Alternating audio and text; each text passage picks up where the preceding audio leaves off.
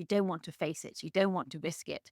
And the real sort of the modern research the most sort of interesting thing that's coming out of the research that we're doing, and this is research with an amazing social entrepreneur called Sam Conniff and University College London, their brain science department, is that actually, we all have a level of uncertainty tolerance that is not just measurable, but it's changeable as well.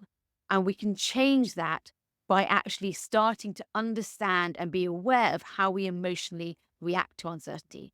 And I find this very interesting as a woman, the director of my own company and lab, and that for many, many years, I was told to take emotion out of the business world and that it wasn't going to help. And now, undeniably, the truth in neuroscience is that emotions are incredibly important to the decision-making program, ability. If we can't feel emotions, you lose your intuition and you actually make bad decisions. But those emotions need to be regulated. And so Yes. in order to regulate those emotions, you need to be in touch with them. You need to have a conversation about emotion and to recognize them, especially recognize how you emotionally react to uncertainty. From there, you can learn to regulate that emotional reaction. And then you unlock this amazing intuitive power that can be far more powerful than facts alone in a moment of uncertainty, to make a decision, to lead a team, to be creative. Wow. Okay, there's a lot there I want to unpack. A lot. Because first off, you're absolutely right.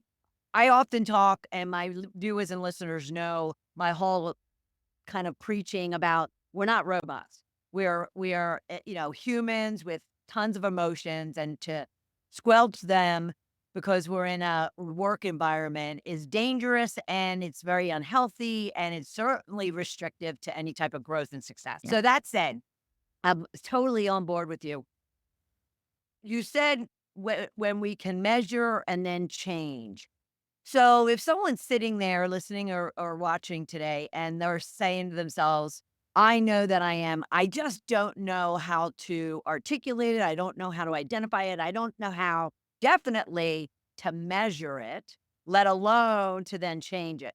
So what do you do, and how can you help individuals really recognize that uncertainty and anxiousness to then be able to get to a point where they can measure it? And how do they do that? Yeah, well, we've been really lucky in the traditional ways to change. So uncertainty tolerance is a psychological trait, like things like open-mindedness, or everyone knows the big five, anxiety, neuroticism, things like that. It's just very rarely measured. There is a slightly dry scientific scale called the tolerance of uncertainty scale that you can test people on, and actually on our website we provided a test people can look at and test where they sit on it. But what it does is it makes you aware of how you emotionally respond to uncertainty, which most people don't think about. Because you don't like to think about their emotions. When we live in this sort of slightly toxic positivity era where it's like, don't admit you get afraid to uncertainty. And one of the ways we help people understand it is through storytelling. So we've been lucky enough to work with people like Netflix, one of the big interactive documentary. We create courses. We're writing a book that's coming out in June next year called The Uncertainty Toolkit, that really helps people realize that it's okay to not like uncertainty. It's okay to have a negative emotion. It was amazing. We went and we worked with all these incredible people we called the uncertainty experts at the fringe of society.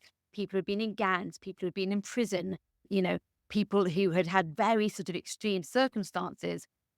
And they all admitted they're very successful now. They changed their lives around by acknowledging the natural fear every human has to uncertainty. And not just that, but what it feels like.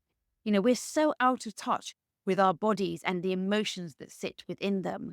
And so what we do is we help, it's a sort of in psychology, cognitive behavioral therapy, touches on this, but we wanted to make something that was much more interactive with people. So part of our mission has been, how can we help people understand what it feels like when they face uncertainty, and what can you do to have emotional regulation around that? And that's everything from the things you've probably heard about, from breath work to something called interoception, which is this new science of being able to feel your emotions in your body and label them. We're terrible at labeling our emotions. And what we find is that, we almost have to feel more to be able to regulate our emotions. And by helping people be brave enough to feel more emotion in their body, you then can regulate it, because your emotion is a data stream, and it's just your brain trying to tell you something. And when you Right. start to acknowledge it it then becomes manageable. You can then calm your nervous system.